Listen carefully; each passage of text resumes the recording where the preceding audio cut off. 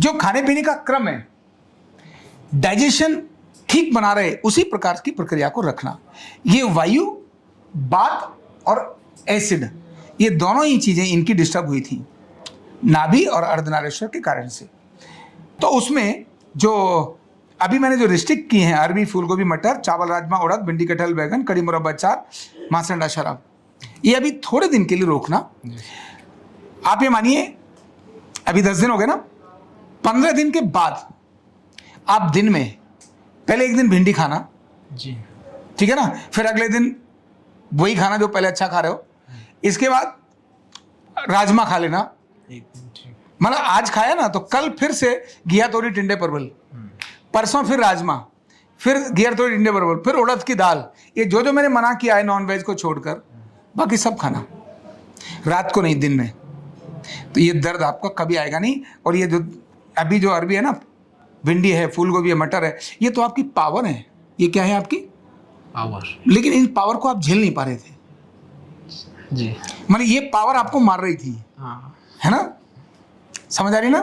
तलवार तो आपके पास भारी थी, लेकिन उस वजन के कारण खुद ही मर रहे थे। वो थी तो दूसरों के लिए, लेकिन खुद ही वजन से लुढ़क रहे थे। तो आपका डाइजेशन, यानी इनका दूध जो ताकत देना चाहिए था वो इन्हें कमजोरी दे रहा था। दूध, है ना, लूज मोशन लगा देता था। इनकी उड़द की दाल, अरबी, फूलगोभी, मटर, ये तो पौरुष के लिए बहुत जरूरी है, पौरुष के लिए जरूरी है ना, ये सब जरूरी है। लेकिन ये डाइजेशन ठीक नहीं होगा तब तक ये सब खराब कर देंगी।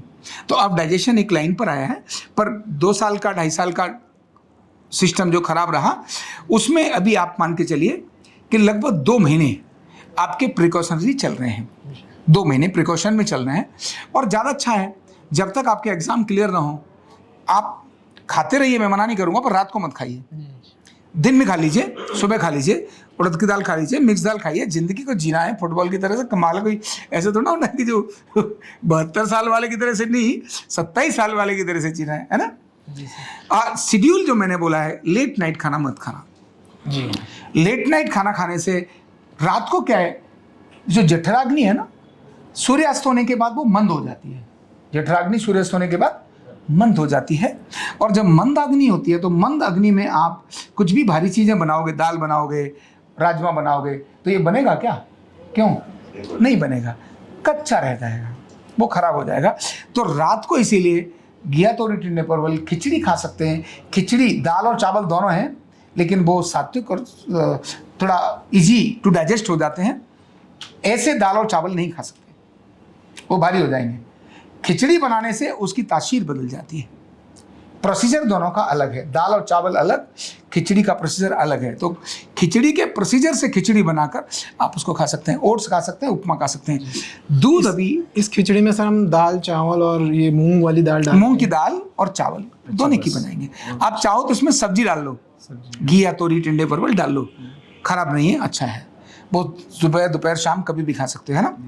तो बाकी ये जो प्रिकॉशंस लिखे हैं मैंने, दूध को अभी थोड़ा अवॉइड करना, क्योंकि दूध को अभी डाइजेस्ट नहीं करेगा 40 दिन तक, पेट दूध को डाइजेस्ट नहीं करेगा। पतली छाछ आपके लिए उपयोगी है, छाछ में खराबी नहीं है, ठीक है। तो ये इनका डाइजेशन का पार्ट हो गया, यानी डाइट का पार्ट हो गया। ये क्या खाएं जिससे ये फिट रहे हैं, ठीक है।